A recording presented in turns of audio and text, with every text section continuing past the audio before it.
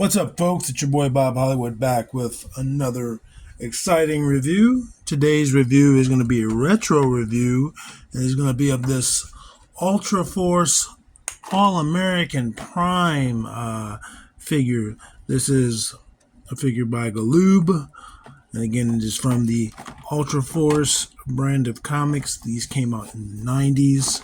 We turn it around. Well, before that, we see it's in just a bubble packaging. This is, again, vintage 90s action figure. I've had this for a few years. I'm trying to make some space, so that's why he's coming out of the box today. Yeah.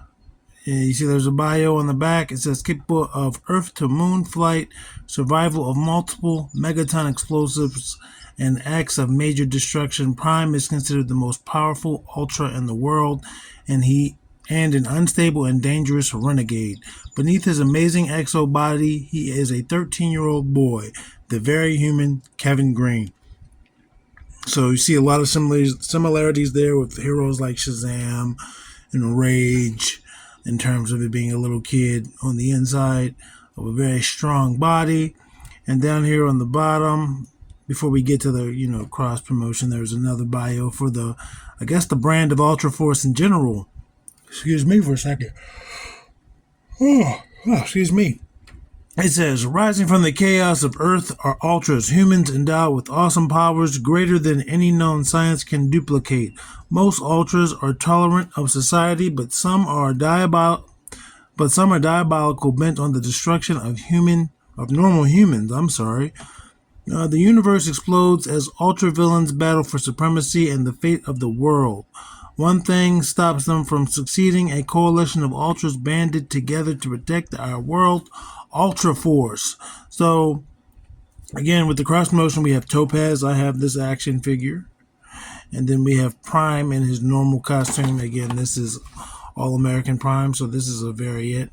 And then you have Hard Case. We have Ghoul. If you remember back, and I'll put the link in the description, but if you remember back, that's one of our first retro reviews was of this Ghoul figure, which I still have to this day. You have Nightman. Interesting fun fact, Nightman had his own television show back in the day. Enemy, I always thought that's cool, not necessarily because of this character, but when people make words out of letters, it makes sense. My brain ain't processing right now, so I can't give you any other examples, but Enemy, Adelon, and Prototype. And then there's also some vehicles, the Ultra Crusher Bike and the Ultra Rage Rover. And since we're looking at the back, there is the barcode. There is some legalese. This came out in 1995. Again, this is Galoob. I've talked enough. I'm going to bust him out of his plastic prison. BRB.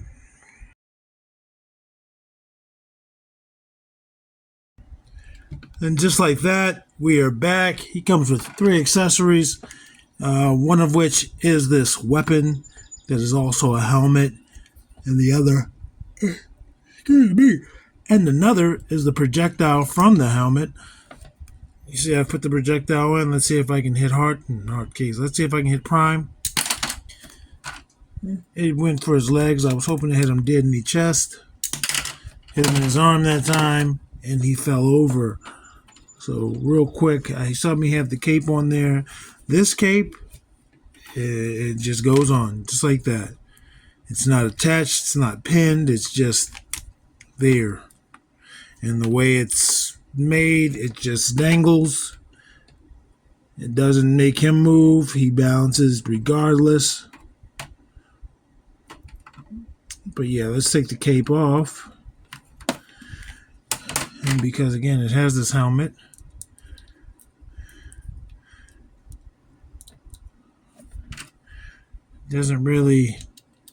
He can't grip it or anything. So I don't know why they decided to. Let's see if I can hit he's at the very end of this brown case thing. So let's see if it'll go as far as his cape. I hit the floor before it went there. Let me try to tilt it up a little bit. Yep, and as you can see, it did touch there, so it has some distance on the projectile. I don't know why they felt it necessary to make it a part of a helmet. You would think a guy like this wouldn't need a helmet or a projectile, but you never know. But this is a two pieces of blue plastic. This is rubber,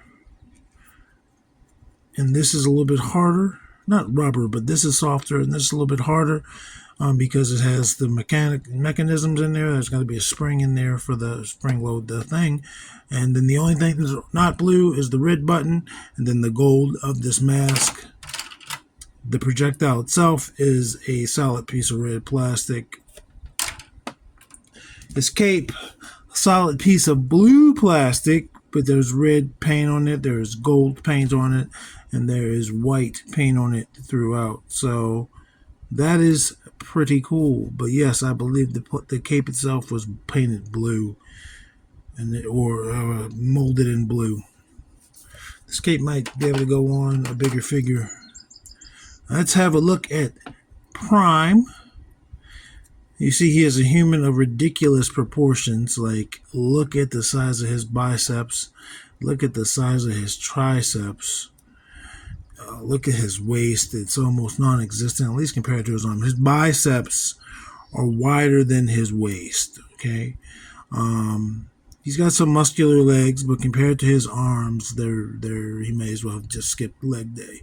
He is very clearly has strong legs. His head is, I guess, normal sized. He's got orange hair.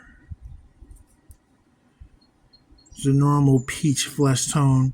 But yeah, this guy in the packaging standing out, his size of his arms is what you're going to notice.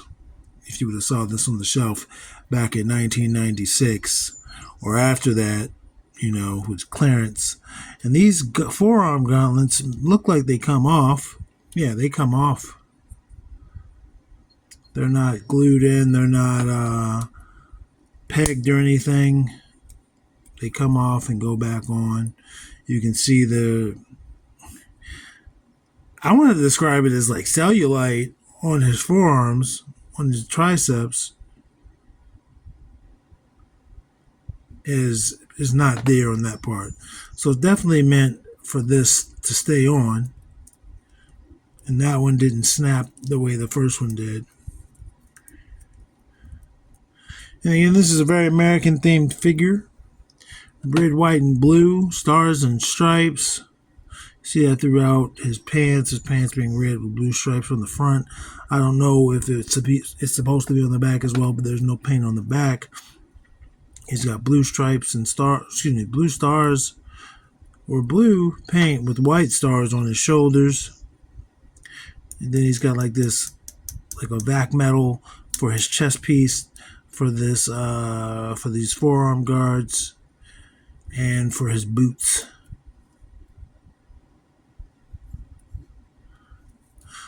Let's look into his articulation.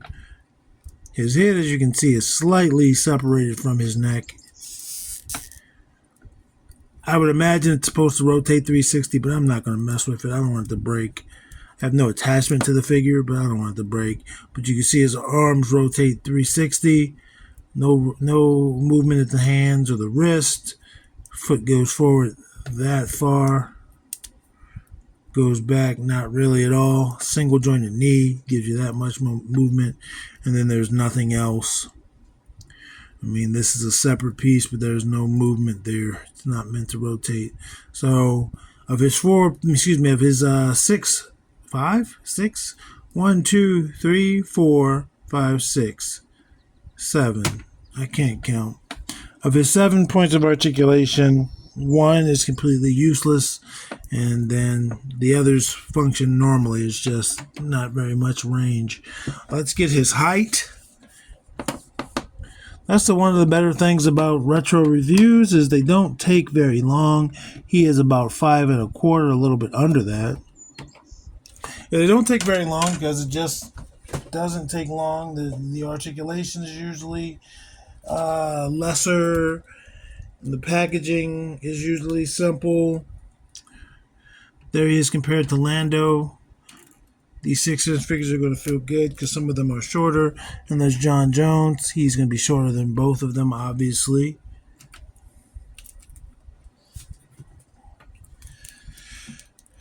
And there's Lucio and Zedmore.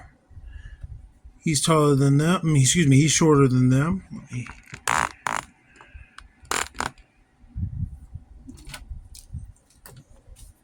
It's hot in here.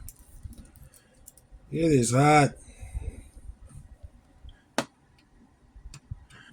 And there is Vixen. And there is Andra. Come on, camera. Camera's just doing what it wants to do.